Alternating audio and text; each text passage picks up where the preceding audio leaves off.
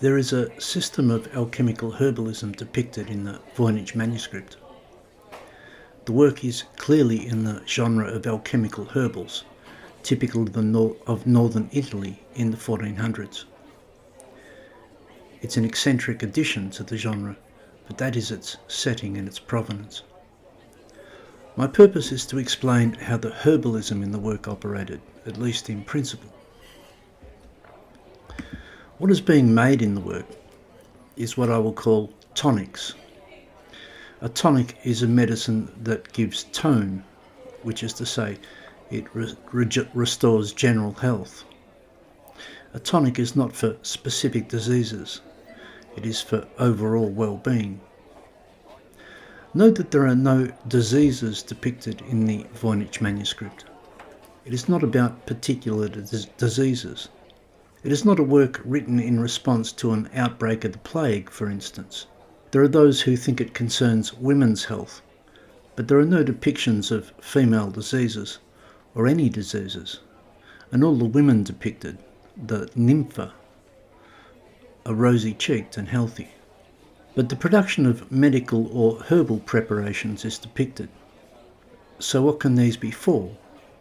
I think they are best described as tonics, herbal tonics.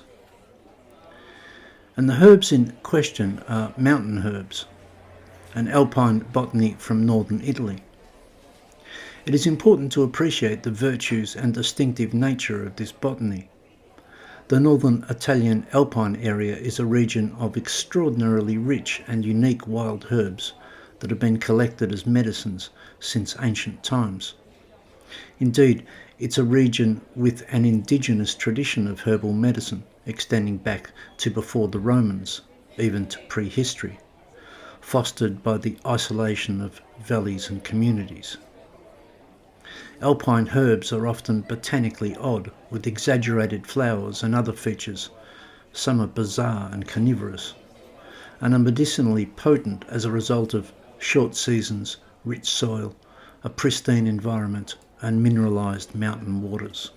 The manuscript is about this materia medica and concerns the production of certain tonics from these herbs.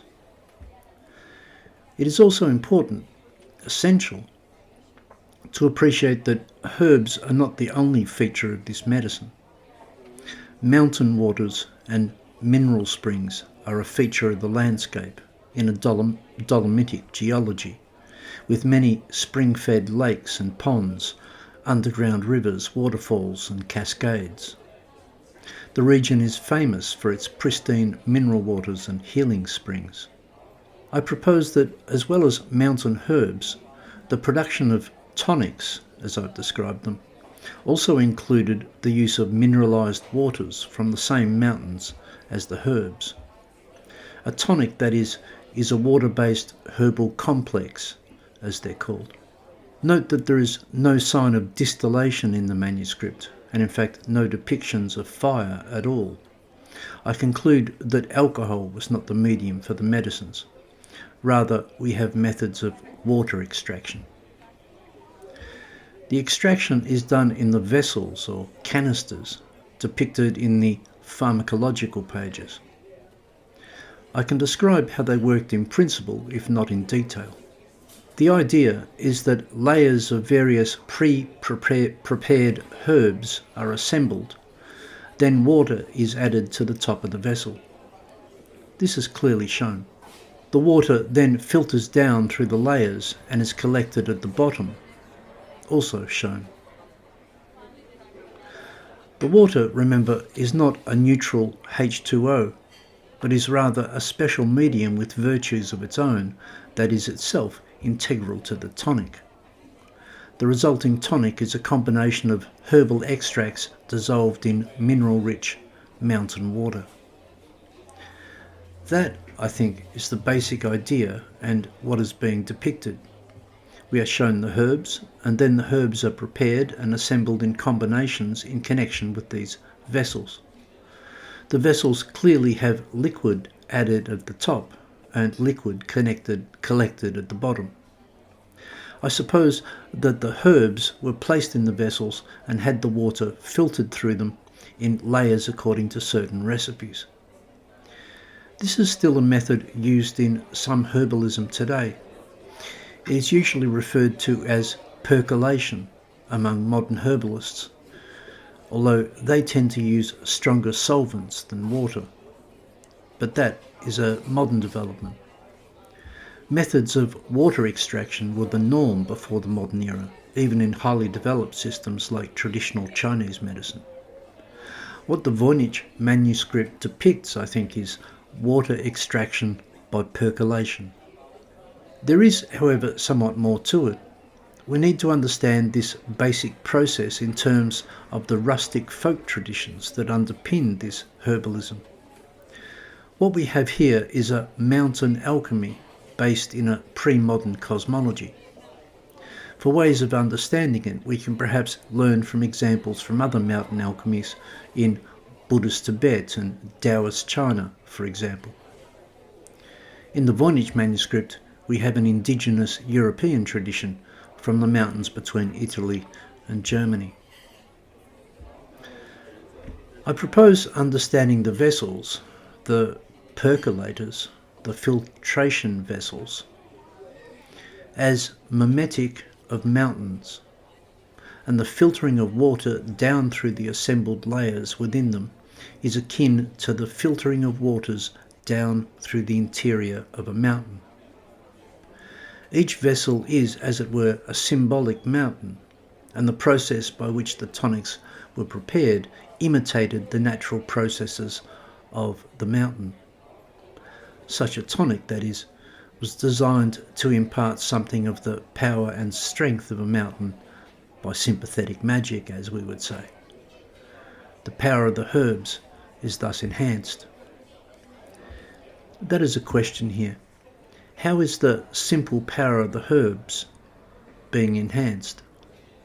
Alchemies enhance, exaggerate, speed up natural processes. A tonic is a concentration. In later alchemical herbalism, Paracelsian, the powers of herbs are enhanced by extracting and concentrating them in tinctures with alcohol as the solvent. That is not depicted in the Voynich Manuscript. Instead, we see herbal complexes, and water is the agent.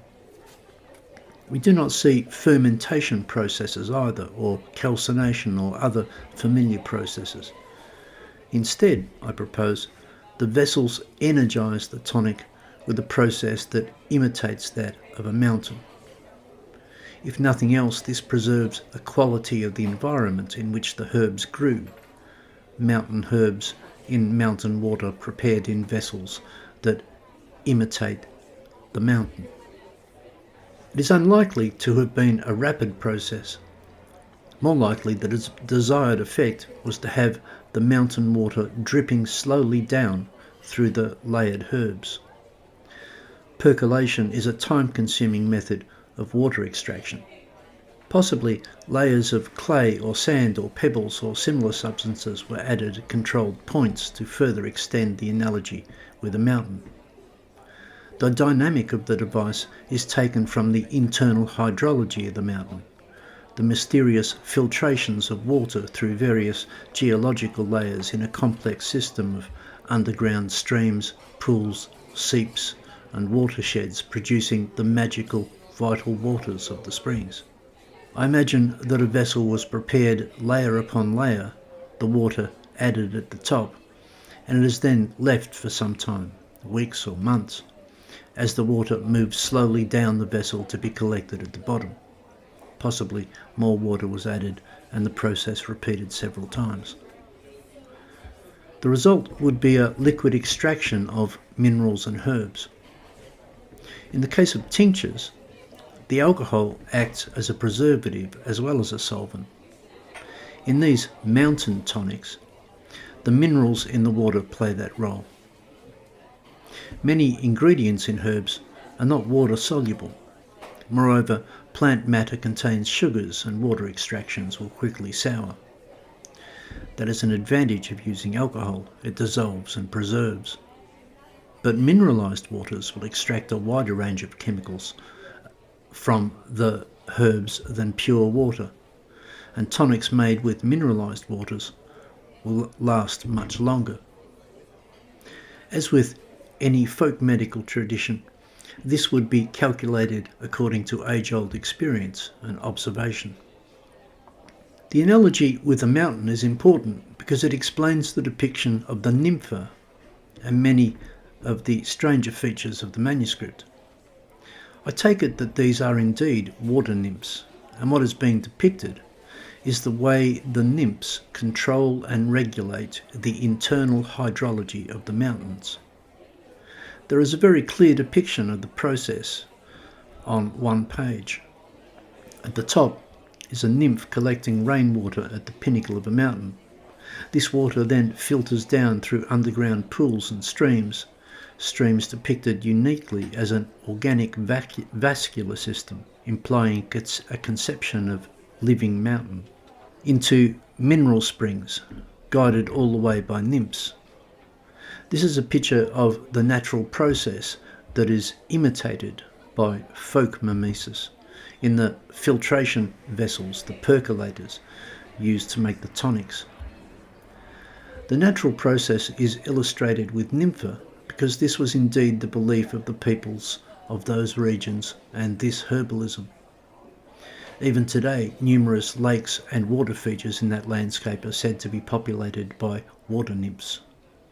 Water nymphs feature in the folk legends of those mountains, most famously in the legend of the nymph, or more recently the mermaid of Lake Careza. The traditional cosmology of the people of the mountains and the valleys, and we must include the herb gatherers, was explained in terms of nature spirits, tales of dwarves and nymphs.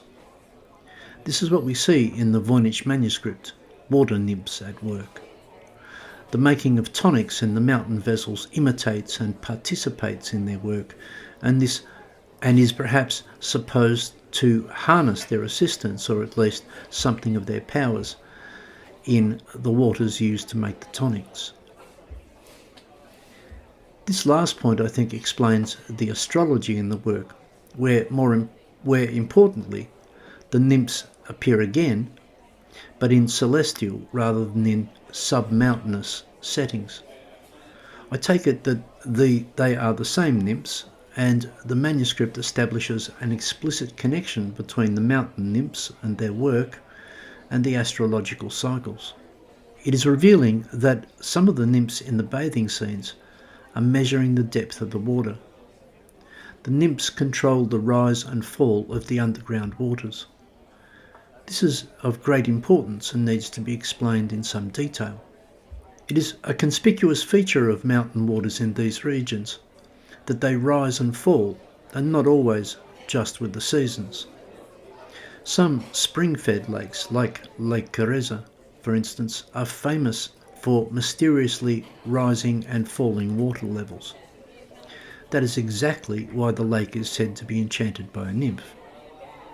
The hydrology of it involves two types of water, snow thaw and surface water, or surface water and spring water coming from inside the mountain.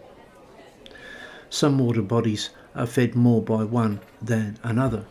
The underground flows can vary according to complex processes, often slow, through different geologies that mineralise the water along the way.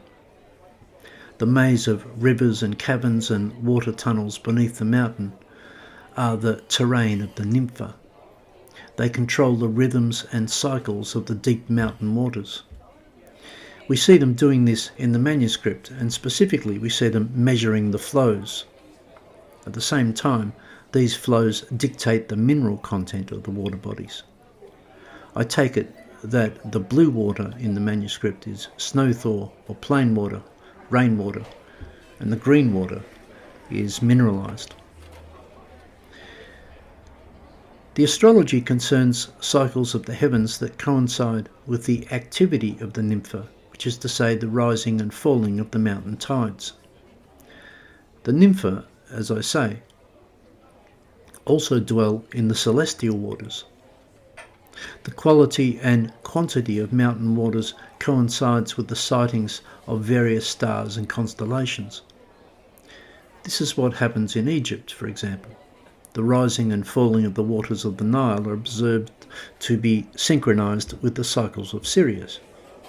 In the Voynich Manuscript, the author is elaborating relationships between the subterranean waters and the cosmic waters, with mountain as cosmos, the implied analogy.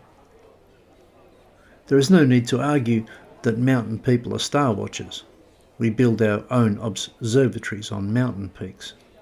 The Voynich Manuscript contains a mountain astrology that is specifically tied to the cycles of the subterranean waters.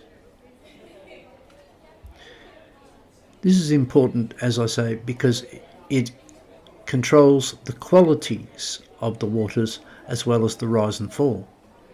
Lake Careza changes colour according to changing mineral content. But also, I suggest, because it also signals crucial points in the growth of the alpine plants. The mountains are a dynamic cosmology. Some herbs have very short life cycles, growing and flowering quickly under certain conditions, often in remote or hidden valleys. Herb gatherers have many means of following these cycles, including astronomical signals and changes in the water flows of the mountain. The Voynich Manuscript is a book made by and for herb gatherers. They do not grow herbs. It's not horticultural. It contains information relevant to herb gatherers, including a map of 9 mountains and their springs in the Rosette folio. Herb gatherers who then prepare and preserve the collected herbs in the form of tonics, potentized or alchemical tonics made by water extraction, percolation. We know from continuing modern herbal traditions in this region, and from comparable traditions elsewhere, that the same herb can be counted as having different properties and powers depending upon what mountain it grows upon, what soil, watered by what springs. It is a highly localized tradition.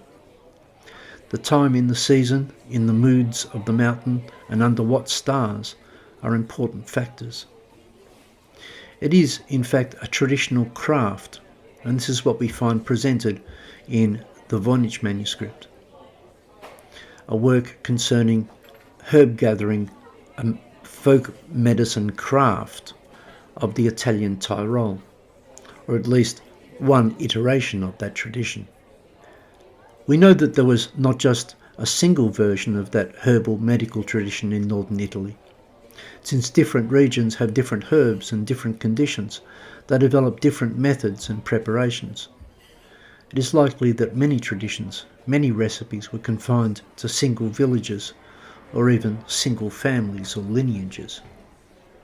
For all of that, I think this craft tradition has been blended to extraneous material, especially in regards to the astrology. The production of tonics is likely to be traditional knowledge, undeveloped by the addition of exotic alchemical ideas and processes and equipment. But the astrology system has been bolstered by the addition of new and outside influences, which have been synthesized with the local star law. The new knowledge is Greco-Arabic, such as we find in humanistic learning in North Italian cities in this period. The oft-noted humanist hand of the scribe tells us of at least some humanist education. He seems less influenced by Greco-Arabic herbalism and laboratory methods than by Greco-Arabic astrology. The herbalism in the work is essentially rustic, but the astrology is more book-learned. We can suppose that the author is from the mountain herbalist tradition.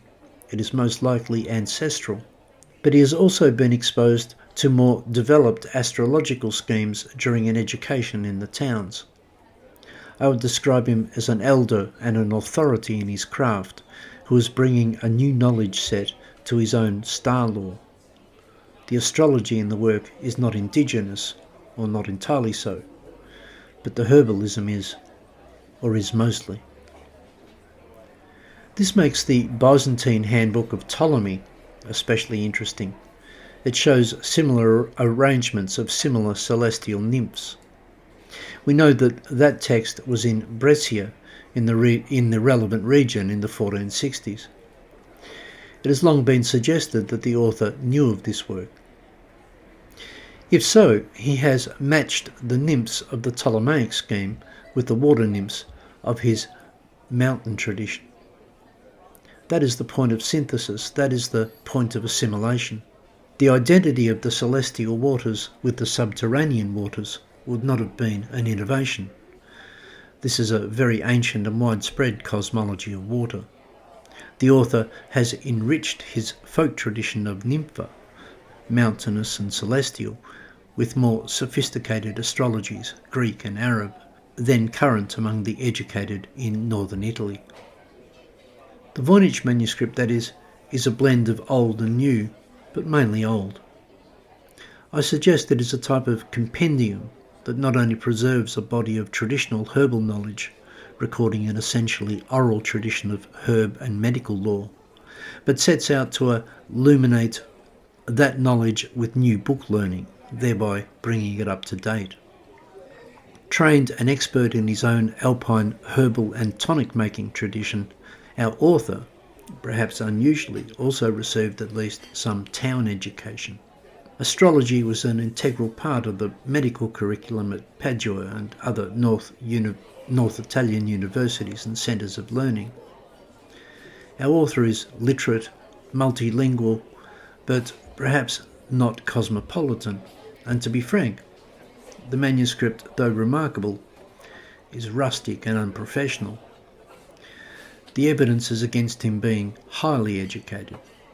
This is the work of a mountain herbalist, a herb gatherer, deeply learned in his craft, who has learnt something of bookish medicine, especially the astrology which he blends with his native and ancient stellar cosmology of nympha, amplifying them with the compatible Greek ideas. Clearly, the work is not a contribution to academic herbalism. So what is it for? The author is not presenting his tradition, its botany and its tonics to either a general or a learned humanistic audience. Rather, he is taking things he has acquired from academic herbalism in order to assemble materials for a small and private readership within his craft. The work should be considered a type of craft document, a reference work for himself and his fellow herb gatherers. Above all, though, it is best understood as a work on the cusp of literacy. I suspect it is bringing much of its material into a literate form for the first time. The tonics are an oral heritage, and it is being brought into writing by an author deeply learned in that oral heritage, who was perhaps among the first of his people to read and write and to be taught something of the modern medicine of the cities. We might be reminded in this of the story of Paracelsus 100 years later. He grew up steeped in alpine herbal traditions, then went to the city to study medicine. In his case, he was appalled by the new methods in the city and reinvented his native mountain herbalism as an alternative school of medical thought, building upon its inherent alchemical themes. In the case of the Voynich Manuscript, the author is not taking his tradition to town. He is taking things learnt in the towns back home. Singer insisted that the manuscript is proto-Paracelsian. It is a similar encounter between Alpine herbalism and Greco-Arabic cosmology, but the Voynich author is engaged in a different enterprise than von Hohenheim, and at a lesser level of competence.